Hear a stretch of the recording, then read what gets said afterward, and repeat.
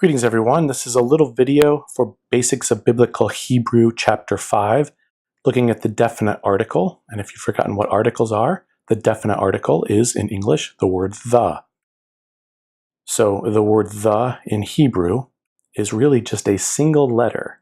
It's the letter he with a patak vowel, so ha, and it also has a dagesh that comes with it and goes in the next letter. Let's show you what that looks like. Let's take the word king. King in Hebrew is melech. And if we want to say the king, we say ha-melech.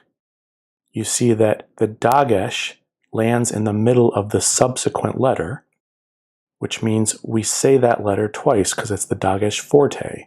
So ha, plus the first mem, then the next mem, melech. I'm exaggerating the pronunciation, you barely hear it. Ha-melech, ha-melech. Let's give another example with another word, like the word, which is davar.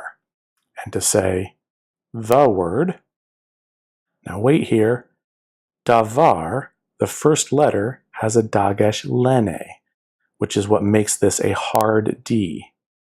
What's going to happen when we add our he with a dagesh forte? It's not going to be any big issue. Instead of having one hard D, we bring this over and we now just have a doubling of that hard D. So we have had davar. So no problem so far. Let's do a couple more examples.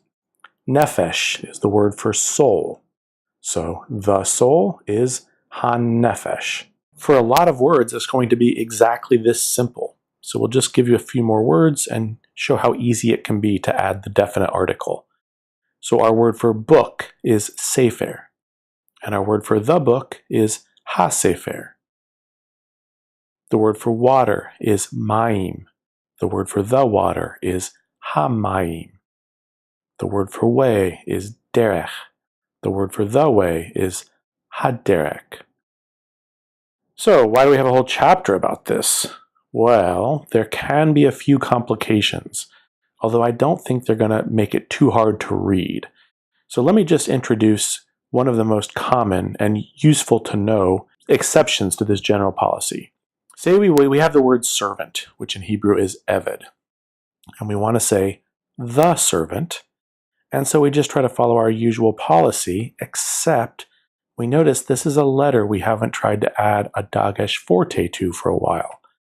Why is that? We try to make the servant ha-eved.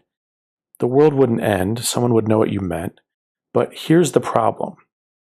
Ayin is one of the gutturals, and the guttural letters, as well as the letter resh, do not take the dagesh forte, which is to say, these letters don't double. It's hard to say two of them in a row.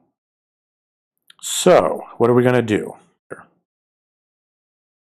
So we expected we were going to write ha-eved, and we were going to double the ayin.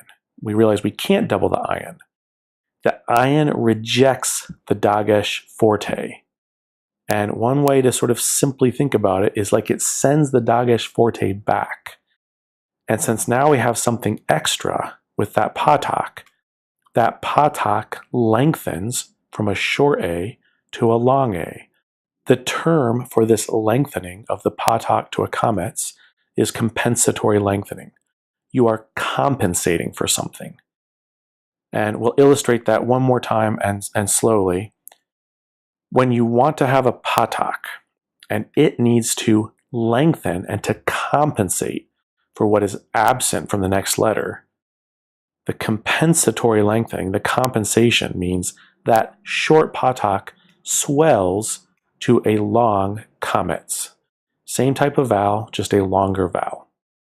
We'll give one more illustration of this compensatory lengthening, and we'll just try to remember that resh, in this regard, behaves like the real gutturals. So say we wanted to give the Hebrew for the head. Head is rosh, resh, cholem, aleph, shin. So again, we have not a guttural, but a resh. Resh will not double. So we try to bring in harosh like we want to. It won't work. The dagesh is rejected, and we get compensatory lengthening. Ha-rosh. That's all I'm going to say about the article for right now. There are some other rules and some other exceptions, but for the most part, they're not really going to confuse you as you read. And you'll be able to look up the rules to make sense of any pointing that doesn't seem like a typical definite article.